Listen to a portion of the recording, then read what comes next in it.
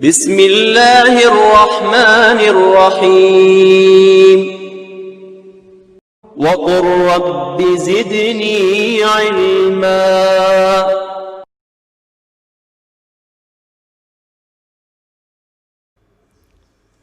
الحمد للہ رب العالمین والصلاة والسلام علی قائد الغر المحجلین نبینا محمد وعلی آلہ وصحبہ اجمعین وبعد۔ محترم بھائیوں اور بہنوں، السلام علیکم ورحمۃ اللہ وبرکاتہ۔ ہمارا روزانہ کا یہ کلاس جو زوم پر چلتا ہے، الحمدللہ اس سے اچھا خاصا فائدہ ہو رہا ہے، اور اس کا اندازہ خود ہمارے بھائیوں کے ریویو سے بھی لگتا ہے الحمدللہ۔ تو انشاءاللہ لاک ڈاؤن میں جو بھی ہمیں وقت ملا ہوا ہے، اس سے کچھ دین سیکھنے کی کوشش کریں گے۔ تو ہم لوگ کتاب التوحید کے درس نمبر 21 کو آج پڑھنے والے ہیں۔ کتاب التوحید کے درس نمبر 21 میں امام محمد بن عبدالوہاب رحمۃ اللہ علیہ باب باندھتے ہیں کہ بزرگوں کی قبروں کے بارے میں غلو کرنے کا انجام یہ شرک اکبر ہے، یعنی نیک لوگوں کی قبروں کے بارے میں اتیشیوکتی کرنا، غلو کرنا، اس کا کیا انجام ہوتا ہے کہ شرک کا دروازہ کھلتا ہے اور لوگ اللہ کو چھوڑ کر کے قبر والے کو ہی مدد کرنے والا، مشکل دور کرنے والا مان لیتے ہیں۔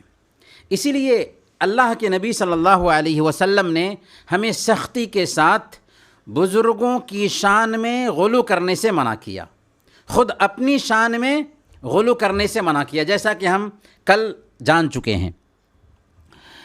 موطا امام مالک کی ایک حدیث ہے، اللہ کے رسول صلی اللہ علیہ وسلم نے دعا کی تھی، اللہم لا تجعل قبری وثنا یعبد، اللہم لا تجعل قبری وثنا یعبد، اشتد غضب اللہ علی قوم اتخذوا قبور انبیائہم مساجدا، کہ اے اللہ میری قبر کو بت نہ بنانا، میری قبر کو بت نہ بنانا کہ اس کی پوجا کی جائے، اس کی عبادت کی جائے۔ گویا کہ اللہ کے نبی صلی اللہ علیہ وسلم یہ دعا کرتے ہیں اللہ رب العالمین سے کہ اے اللہ میری قبر کو بت نہ بنانا کہ لوگ اس کی پوجا کرنے لگیں، اور الحمدللہ اللہ رب العالمین نے آپ کی یہ دعا بھی قبول کی۔ اسی لیے اللہ رب العالمین نے یہ انتظام فرمایا اللہ کے نبی صلی اللہ علیہ وسلم کی قبر کے لیے کہ آج آپ کی قبر اگرچہ ولید بن عبد الملک نے مسجد کے احاطے میں کر دی، لیکن اس کو 3 حصے میں، 3 گھر میں قید کر دیا گیا ہے، 3 دیواروں سے اس کو بند کر دیا گیا ہے الحمدللہ۔ تو اللہ کے نبی صلی اللہ علیہ وسلم کی جو دعا تھی، اس کے حساب سے اللہ کے نبی صلی اللہ علیہ وسلم کی قبر کی حفاظت ہوتی آ رہی ہے۔ اس کے بعد اللہ کے نبی صلی اللہ علیہ وسلم فرماتے ہیں، اشتد غضب اللہ علی قوم اتخذوا قبور انبیائہم مساجد، اللہ رب العالمین کا ان لوگوں پر سخت غضب اترا جنہوں نے انبیاء کی قبروں کو سجدہ گاہ بنا لیا، عبادت گاہ بنا لیا، انبیاء کی قبروں یا قبروں کو عبادت گاہ بنا لیا۔ تو قبروں کو عبادت گاہ بنانا یا انبیاء کی قبروں پر سجدہ کرنا، انبیاء کی قبروں پر جا کر کے ان سے مانگنا، یہ کسی صورت میں جائز نہیں، اور یہی دراصل شرک ہے۔ اسی وجہ سے اللہ کے نبی صلی اللہ علیہ وسلم نے سختی کے ساتھ اس بات سے منع کیا کہ لوگ انبیاء کی قبروں کو سجدہ گاہ بنا لے یا اولیاء کی قبروں کو سجدہ گاہ بنا لے، ان کے پاس جائیں، ان سے مدد مانگیں یا ان کے سامنے سر ٹیکیں۔ اور اللہ کے نبی صلی اللہ علیہ وسلم نے جو دعا کی تھی، اللہ رب العالمین نے واقعی دعا قبول کی، اور آج تک الحمدللہ اللہ کے نبی صلی اللہ علیہ وسلم کی قبر محفوظ ہے۔ یہ الگ بات ہے کہ کچھ زمانے میں لوگ اس قبر پہ جاتے تھے، اور قبر پہ جا کے لوگ جو ہے نا اللہ کے نبی صلی اللہ علیہ وسلم سے مانگتے تھے، لیکن سعودی حکومت نے الحمدللہ یہ انتظام کیا ہے کہ اب وہاں پر کوئی بھی جا کر کے شرک کا ارتکاب نہیں کر سکتا، بدعت کا ارتکاب نہیں کر سکتا۔ اس کے بعد جو ہے نا امام ابن جریر رحمۃ اللہ علیہ نے قرآن کریم کی یہ آیت افرأیتم اللات والعزی، کیا تم نے لات اور عزیٰ کو نہیں دیکھا؟ یہ لات اور عزیٰ یہ زمانے جاہلیت میں قریش کے بھگوان تھے جس کی وہ لوگ پوجا کیا کرتے تھے۔ تو لات کیا ہے، اس کے بارے میں ابن جریر رحمۃ اللہ علیہ نے مجاہد کا قول نقل کیا ہے کہ لات اصل میں نیک انسان تھا، حاجیوں کو ستو گھول کر کے پلایا کرتا تھا۔ جب یہ وفات پا گیا تو لوگ اس کی قبر پر مجاور بن بیٹھے اور اسی سے مانگنے لگے، اور وقت گزرنے کے ساتھ ساتھ ان کی پوجا کی جانے لگی اور ان کو بھگوان کے روپ میں جانا جانے لگا۔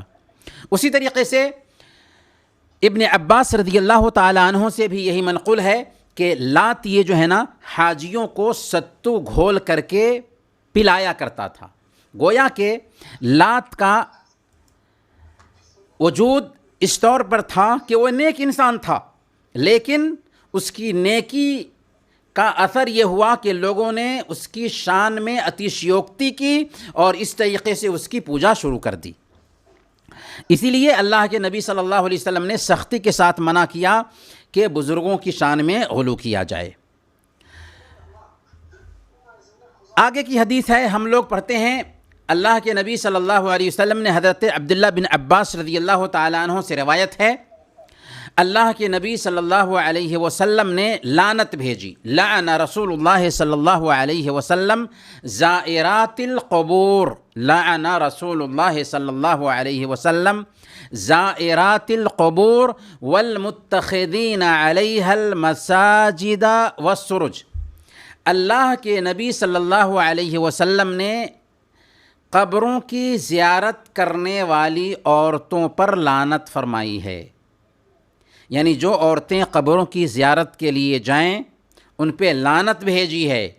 والمتخذین علیہا المساجد والسرج، اور اسی طریقے سے ان لوگوں پر بھی لعنت بھیجی ہے جو قبروں کو مسجد بنا لیتے ہیں یا اس پر چراغاں کرتے ہیں، ان پر چراغ جلاتے ہیں۔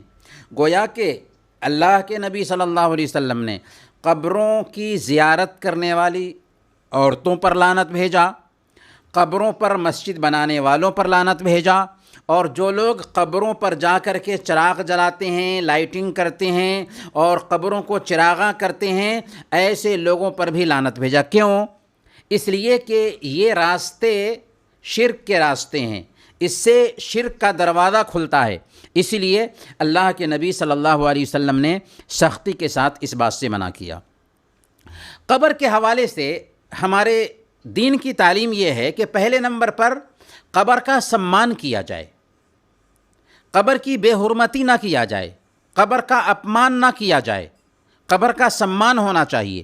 یہاں تک کہ اللہ کے نبی صلی اللہ علیہ وسلم کی تعلیم کے حساب سے پتہ چلتا ہے کہ قبروں کے بیچ سے ہمیں چپل پہن کر کے بھی نہیں گزرنا چاہیے، یعنی قبر کے سمان میں یہ بات بھی آتی ہے کہ ایک انسان قبرستان میں جائے تو اپنی چپل نکال کر کے جائے یا چپل ہاتھ میں لے کر کے قبرستان سے گزرے، چپل پہن کر کے قبروں کے بیچ سے نہ گزریں، یہ قبر کے سمان میں داخل ہے۔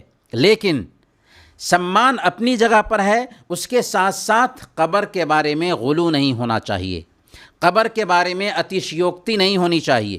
اگر قبر کے بارے میں اتشیوکتی ہوتی ہے، غلو ہوتا ہے، تو غلو کے نتیجے میں شرک پیدا ہو جاتا ہے۔ اسی لیے اللہ کے نبی صلی اللہ علیہ وسلم نے قبروں کے بارے میں غلو کرنے سے منع کیا۔ تو گویا کہ اس باب میں جو باتیں ہوئیں ان میں سب سے پہلی بات کیا سمجھ میں آتی ہے کہ اللہ کے نبی صلی اللہ علیہ وسلم نے اپنی قبر کے حوالے سے یہ دعا کیا تھا کہ اے اللہ میری قبر کو بت نہ بننے دینا، وثن بننے نہ دینا، مورتی بننے نہ دینا، اور الحمدللہ اللہ کے نبی صلی اللہ علیہ وسلم کی یہ دعا قبول ہوئی، اور اس طریقے سے آپ کی قبر کی اب تک حفاظت ہو رہی ہے اور قیامت کے دن تک انشاءاللہ حفاظت ہوتی رہے گی۔ اسی طریقے سے اس باب میں ہمیں یہ بھی پتہ چلا کہ قبروں پہ جا کر کے قبروں سے مانگنا یا وہاں پر دعا کرنا، وہاں ٹھہرنا اور ان کو مشکل دور کرنے والا یا ضرورت پوری کرنے والا ماننا، یہ ایک طرح کی عبادت ہے، اور عبادت صرف ایک اللہ کی ہو سکتی ہے، اللہ کے علاوہ کسی اور کی عبادت نہیں ہو سکتی۔ اللہ کے نبی صلی اللہ علیہ وسلم نے جن چیزوں سے پناہ مانگی ان میں سے ایک یہ بھی تھا کہ اے اللہ میری قبر کو بت نہ بننے دینا، چنانچہ اللہ رب العالمین نے یہ دعا قبول فرمائی اور آپ کی قبر کی اللہ رب العالمین نے حفاظت فرمائی۔ یہاں پر ایک اور مسئلہ ہے کہ اللہ کے نبی صلی اللہ علیہ وسلم نے کہا لعن رسول اللہ صلی اللہ علیہ وسلم زائرات القبور، اللہ کے نبی صلی اللہ علیہ وسلم نے قبروں کی زیارت کرنے والی عورتوں پہ لعنت بھیجا۔ تو اس سے یہ سمجھ میں آتا ہے کہ عورت کے لیے قبر کی زیارت کرنا جائز نہیں ہے۔ اس بارے میں ذرا تفصیل کو ہم جان لیتے ہیں۔ کچھ علماء کہتے ہیں کہ قبر کی زیارت مردوں کے لیے تو جائز ہے لیکن عورتوں کے لیے جائز نہیں۔ ان کی دلیل یہی حدیث ہے کہ اللہ کے نبی صلی اللہ علیہ وسلم نے لعنت بھیجا عورتوں پر جو قبر کی زیارت کرنے کے لیے جاتے ہیں۔ اچھا، جن علماء نے کہا ہے کہ قبروں کی زیارت عورتوں کے لیے منع ہے، ان کی حکمت کیا ہے؟ کیونکہ عورت نرم دل کی ہوتی ہے، قبر پر جائے گی تو ہو سکتا ہے کہ شریعت کی مخالفت کرے گی، اور پھر یہ صریح حدیث بھی ہے کہ اللہ کے نبی صلی اللہ علیہ وسلم نے لعنت بھیجا کہ عورت قبر کی زیارت کرنے کے لیے جائے۔ لیکن کچھ علماء ہیں جنہوں نے قبر کی زیارت کی اجازت دی ہے، عورت کے لیے بھی قبر کی زیارت کی اجازت دی ہے۔ البتہ انہوں نے ایک شرط رکھی ہے۔ شرط کیا ہے؟ کہ ایک عورت اگر قبر کی زیارت کے لیے جاتی ہے تو شریعت کی کوئی مخالفت نہ کرے۔ اگر شریعت کی کوئی مخالفت کرتی ہے تو اس کے لیے جائز نہیں ہوگا۔ کیوں؟ اس لیے کہ جس طریقے سے مرد کو قبر کی زیارت کرنے میں موت کی یاد آتی ہے، ویسے ہی ایک عورت بھی اس بات کی ضرورت مند ہے کہ وہ موت کو یاد کرے۔ اور قبر کی زیارت کا جو ادیش اور مقصد بتایا گیا ہے وہ کیا ہے؟ کہ زوروا القبور فإنها تذکر الآخرہ، کہ قبروں کی زیارت کرو، اس سے موت کی یاد آتی ہے۔ تو اس سے پتہ یہ چلا کہ جس طریقے سے مردوں کے لیے قبر کی زیارت جائز ہے، اسی طریقے سے عورتوں کے لیے بھی قبر کی زیارت جائز ہے۔ تو بہرکیف اس مسئلے میں کچھ علماء کہتے ہیں کہ عورت قبر کی زیارت کر ہی نہیں سکتی، اور کچھ علماء کہتے ہیں کہ عورتیں قبر کی زیارت کر سکتی ہیں لیکن ان شرطوں کے ساتھ۔ تو اگر ان شرطوں کو سامنے میں رکھتے ہوئے ایک عورت قبر کی زیارت کرتی ہے تو اس بات کی گنجائش تو نکلتی ہے بہرحال، لیکن بہتر ہے، افضل ہے، اچھا ہے کہ ایک عورت قبر کی زیارت کرنے کے لیے نہ جائے، کہ احتیاط کی یہی مانگ ہے۔ چلیں تو یہ درس الحمدللہ مکمل ہوا۔ وصلی اللہ علی نبینا محمد وعلی آلہ وصحبہ اجمعین۔